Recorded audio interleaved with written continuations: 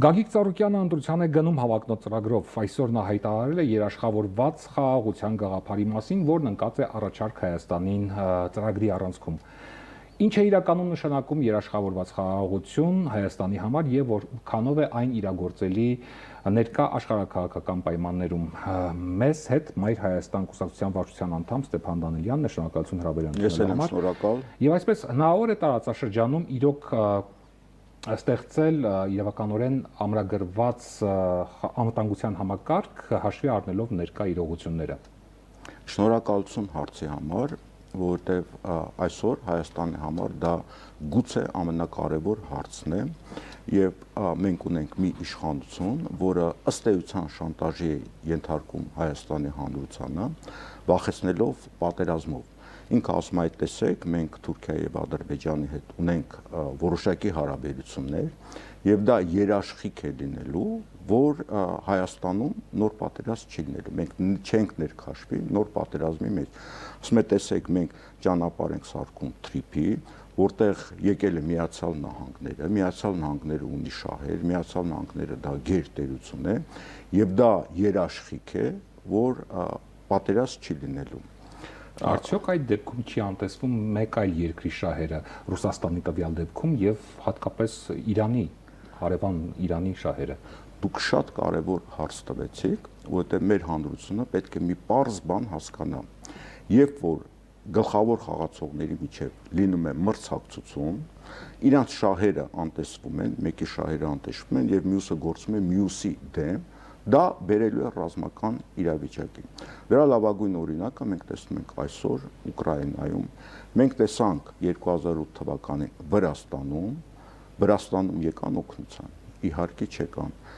Ուկրաինայում եկան օգնության, զենքեր տալիս են, ասում են մեզ ձեռնտու է, որ պատերազմը երկար տևի, այնտեղ զոհվում են ուկրաինացիները, ռուսները եւ այլն, բայց դա ձեռնտու է։ Մեծ հաշվով օգնություն չէր։ Բայց դա օգնություն չէր։ Եթե խոսքը գնում է Ուկրաինայի մասին, Ուկրաինան ունի եւ տարածքային եւ մարդկային ռեսուրսներ դեռ դիմանալու համար։ Արդյոք Հայաստանն ունի ռեսուրսներ գոնե մեկ շաբաթ դիմանալու համար նման պատերազմի դեպքում։ Հիմա ձեր տված հարցը չափազանց կարևոր հարց է եւ ցավոք սրտի մեր հանրությունը դա չի հասկանում, որ երաշխավորված խաղաղություն լինում է այն ժամանակ, երբ որ գլխավոր խաղացողների շահերը հաշվի է առնվում, համադրվում է իրար, պայմանագրային հարաբերություններ են ստեղծվում, խաղի կանոններ են ստեղծվում եւ դա բերում է խաղաղության։ Երբ որ դա մեկի դեմ է օգտագործվում մյուսի կողմից, ես նկատի ունեմ առանցքային երկրները, ապա դա բերելու է պատերազմի։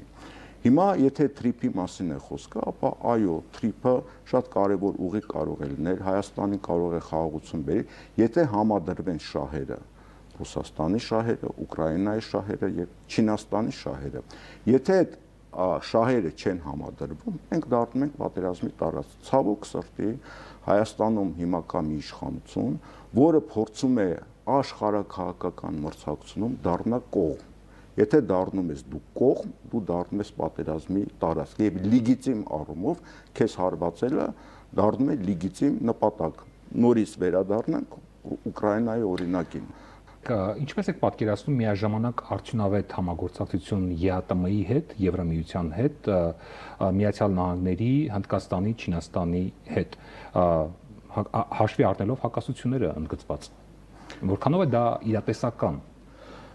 Շատ կարևոր հարց տվեք եւ եկեք մի այլ հարց էլ ավելացնենք ձեր հարցին։ Եթե Հայաստանը դառնում է խաղաղության տարածք, զգործող իշխանության, ապա ինչի համար է կառուցվում Նախիջևանից երկաթուղի ճանապարհ դեպի Կարս մի քանի միլիարդ դոլար դնելով։ Երբ որ մի քանի տասնյակ միլիոն դոլարով կարելի է սարքել ճանապարհը արդեն Նախիջևանից դեպի Գյումրի, Գյումրիից Թուրքիա, Թուրքիայից Գյումրիից Վրաստան, հետո Ռուսաստան։ Այսինքն մի քանի տասնյակ միլիոն դնելով դա փոխարեն դնում են մի քանի միլիարդ ինչ-որ ճանապարհ սարքելու։ Եվ այստեղից առաջանում է մի շատ կարևոր հարց։ Եթե Թուրքիան այդ ճանապարհը սարքում է, շրջանցում է Հայաստանը, ապա արդյոք Սյունիքի տարածքը դա ԵԱՏՄ-ի Եվրասիական միության տարածք է։ Այ թրիփը դառնում է ոչ Եվրասիական միություն, Հայաստանի մի տարածքը, մյուս տարածքը դառնում է Եվրասիական միություն, այսինքն աշխարհաքաղաքական բաժանումը անցնում է հենց Հայաստանի տարածքով, մի տարածքը ինչ-որ մի անվտանգության համակարգ է դառնում, մի տարածքը այլ։ Գործնականում դա իրատեսական է, հնարավոր է այդպես։ Այս ամբողջ հարցը այն է, որ սա մի հակասություն է եւ պատահական չէ, որ Ռուսաստանից ասում են մենք նույնպես մասնակցենք թրիփին, մեր շահերը նույնպես հաշվի առեք, բացեք մյուս ճանապարհները Գյումրիով եւ այլն, եւ մենք բոլորս փորձենք ապրել խաղաղության մեջ եւ բոլորի շահերը հաշվի առնի։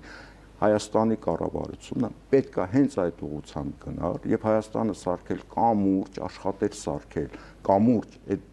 մեծ հզոր երկրների միջև եւ հասնել խաղաղության, բայց Հայաստանի կառավարությունը դառնում է կողմ եւ դառնում է պատերազմի տարածք։ Ցավոք սրտի մենք Ուկրաինայի ճանապարհն ենք ընտրում, նկատի ունեն գործող իշխանությանը, չունենալով տարածքային եւ բնակչության համապատասխան ռեսուրս։ Հիմա բազմավեկտորությունը որքանով է անվտանգ ռիսկեր չի պարունակում հաշվի առնելով, որ այս դեպքում հստակ կողմնորոշման բացակայություն կա։ Երբ որ Ռուսաստանից եւ Միացյալ Նահանգներից խոսում են անկորիջի պայմանավորվածությունների մասին, իրենք ինչ են ասում, մենք չգիտենք իրականում ինչ պայմանավորվածություն է եղել, փակ է եղել, բայց իրենք խոսում են, որ այնտեղ մենք պայմանավորվել են ինչ որ հյուսիսային ճանապարհի շուրջ, հա, որ այդ սարոսները հալվում են եւ այլն, ըստ էության պայմանավորվում են ինչ որ Ուկրաինայի հարցով եւ Եվրոպան խանգարում է, Միացյալ Նահանգները ասում են, գիտեք ինչ, այդ հյուսիսային հոսքում մենք գանք մտնենք, մենք կառավարենք եւ թող ռուսական գազը գնա Եվրոպա, մենք էլ ունենանք մեր շահը։ Եկել են այստեղ Սյունիքում, ասում են մենք այս ճանապարհը վերահսկում ենք, երբ ուզենք կբացենք, երբ ուզենք կփակենք եւ դրա շուրջ կարող են գալ պայմանավորվածության։ Պատահական չէ, որ այդ Անկորիջի հանդիպումից հետո Ալյասկայում թրիփի հետ կապված մեծ բողոքներ չեղավ ոչ Ռուսաստանից, ոչ Իրանից։ Այսինքն ենթադրվում է, որ այնտեղ որոշակի պայմանավորվածության են եկել, սակայն պայմանավորվածությունը կարծես թե խախտվում է։ Եվ շատ կարևոր է, որ Հայաստանի կառավարությունը հաշվի առնելով, որ իր տարածքում է այդ ճանապարհը անցնելու, ինքը իր կողմից քայլ կատարի եւ լինի ոչ թե աշխարհաքաղաքական բախման կողմ, այլ դառնա հակառակը այդ ներդաշնակի այդ շահերը միավորի եւ դրա համար երբ որ գործող կառավարությունն ասում է եթե մենք մնանք իշխանության կլինի խաղաղություն, եթե մենք չենք կլինի պատերազմ, այսինքն այս գործող վարչապետը ասում է Հայաստանի բնակչությունը ընտրելու է խաղաղության եւ ոչ խաղաղության միջև, սա մանիպուլյացիա է, որովհետեւ իրականում ինքը ճիշտ է ասում, որ Հայաստանի բնակչությունը ընտրելու է խաղաղության եւ ոչ խաղաղության միջև, ոչ խաղաղությունը բերում է գործող իշխանությունը, խաղաղությունը կբերի ընդդիմությունը։ Ըստ էության սա շանտաժ չէ։ Իհարկե դա շանտաժ է։ Եթե տնտեսական անվտանգությունը ազգային անվտանգության հիմքն է, ըստ այս ծրագրի խաղաղության երաշխավորված խաղաղության գաղափարախոսության հիմքում նշվում է, որ տնտեսական անվտանգությունը ազգային անվտանգության հիմքն է։ Որոնք են 3 այն առաջնահերթ ոլորտները, որտեղ պետք է անհապաղ առանց ուշացնելու ներդրումներ անել։ Առաջի հերթին ներդրումները պետք է դնել կոմունիկացիաների վրա։ Մաքսիմալ երկաթուղիներ պետք է սարքել, ճանապարհներ պետք է սարքել։ Շատ կարևոր է ճանապարհը, որը կսարքվի Իրանից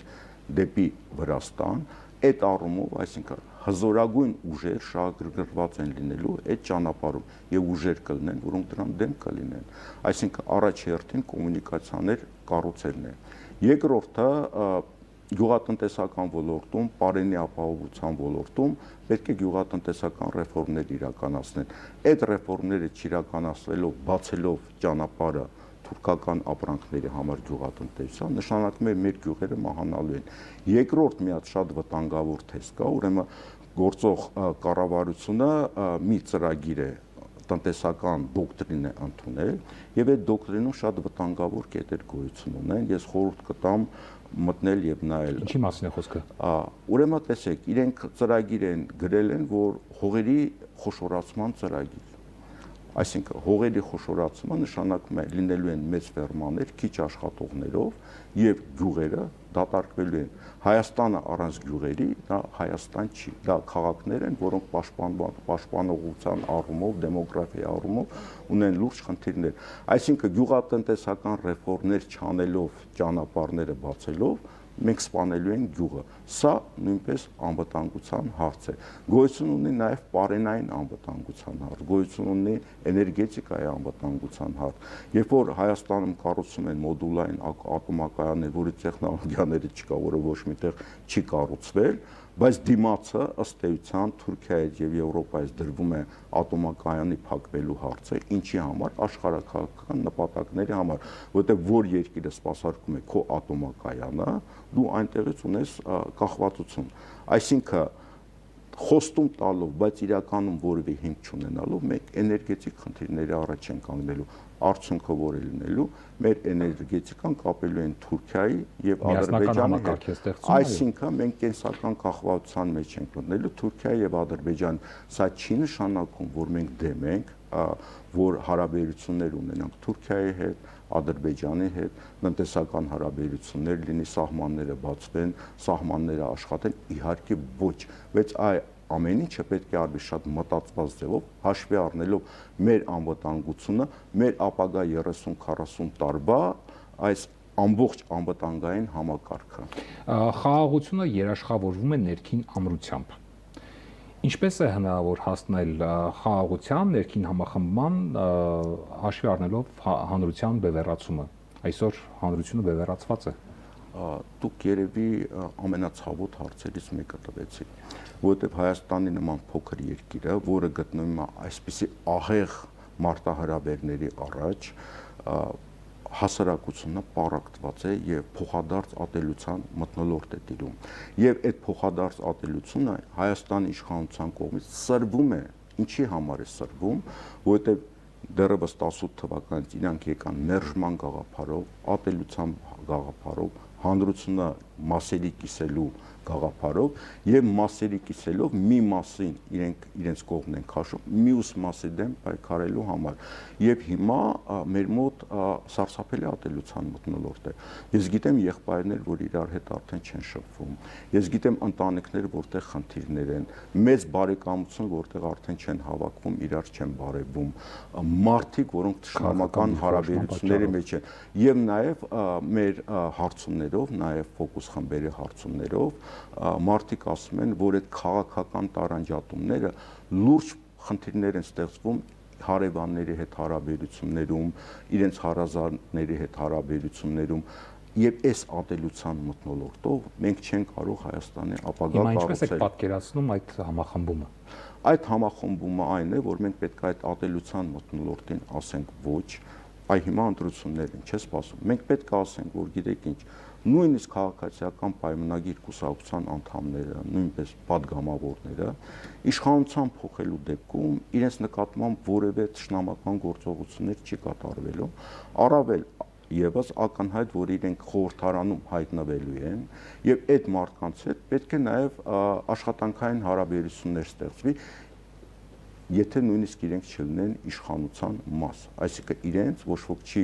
հալածելու, ոչ ոք չի վերաբերվելու այնպես, ինչպես այս իշխանությունն էր վերաբերվում նույնիսկ падգամավորների հանդեպ, երբ որ հեռուստատեսությունների առաջ նրանց ծեծում էին, նվաստացնում են, դա չի լինելու, եւ մենք հիմիկվանից դա ասում ենք, եւ դա այն երաշխիքն է, որ մենք պետք է բերենք համերաշխության մթնոլորտ։ Իսկ երբ է լինում համերաշխության մթնոլորտ, երբ որ դու ասում ես, տեսեք ինչ վտանգներ գոյություն ունեն, եւ մենք այս վտանգների առաջ պետք է միասնական լինենք եւ դրա դեմը առնենք, հա, այսինքն եթե այս փոքր երկիրը, այս փոքր ժողովուրդը փոխադարձ ատելության մթնոլորտի մեջ է գտնվում, ինքը ոչ մի բանի չի կարող հասնել, ինչ ծրագիր էլ դուք բերեք։ Եվ ինչ չափելի արդյունքով կարելի է 1 կամ 2 տարվա ընթացքում հասկանալ, որ երաշխավորված խաղաղության ուղղությամբ իրական առաջընթաց ունենք։ Առաջի հերթին